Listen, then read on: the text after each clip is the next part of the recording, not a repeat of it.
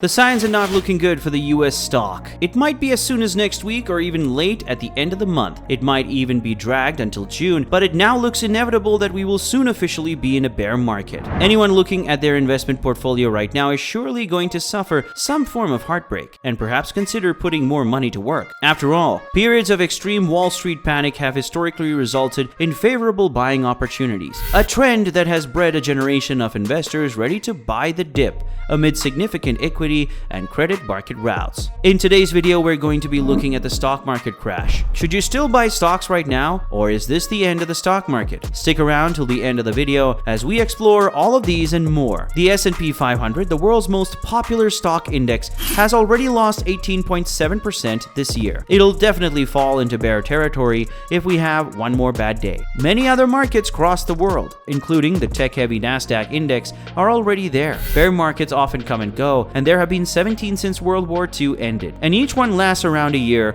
with share prices plummeting by 30%. However, this might be an even bigger one than we've ever seen, and this is because bear markets are triggered by recessions. They are the worst, and we now are on the verge of severe downturn, because valuations were already ridiculously high at the peak, and because policymakers have run out of ammunition to combat the equity sell-off. When you add it all up, the market crash could become one of the worst in post-war history. The stock market's wreckage is showing no signs of slowing down anytime soon. The Nasdaq index has already entered a bear market, having lost 28% since the beginning of the year. The high-flying FANG stocks, which stand for Facebook, Apple, Amazon, Netflix, and Google, have fallen by 35% since January. The meme stock index, which includes all companies that produce the greatest social media activity, has dropped by an alarming 49% so far in 2022. When you add it all together, investors all over the world are fleeing the market as quickly as they can. It's not difficult to figure out why this is happening. Central banks have finally shut off the printing passes and begun raising interest rates after more than a decade of pumping money into the economy. Inflation has accelerated, putting downward pressure on demand as real earnings fall. Also, commodity prices have skyrocketed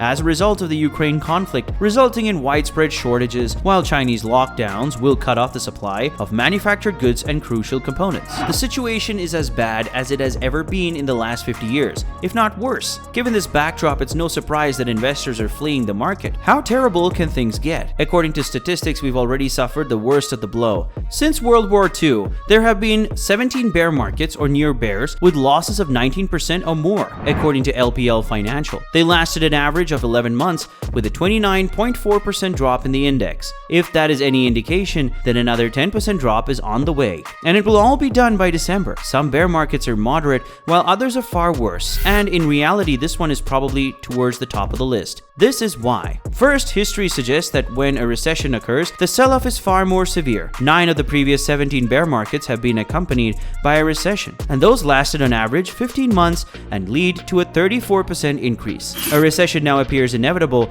with consumer confidence dropping, retail sales beginning to wane, and inflation slashing everyone's living standards. Then there were the values, which were already very stretched by the end of last year. We all understood that many companies were wildly overvalued. Tech companies had climbed to insane heights during the pandemic, but as COVID faded, it became clear that we didn't all want to sit at home watching Netflix and eating spaghetti. Now, overhyped companies with no real business model have been exposed and their stocks have crashed significantly. So should you still buy stocks now? The stock market's volatility, as well as the rush to safe haven assets like bonds, indicate the current level of market uncertainty. May will likely reveal whether the worst of the sell-off has passed. Many investors will be trying to see if there is a buying opportunity for dead tech stocks or if it is more of a wait-and-see situation. Unfortunately, no one can answer this question. We can only wait and watch what happens. Long-term investors may find relief in the second quarter of 2022, which most analysts believe will be a greater time of economic growth than the first.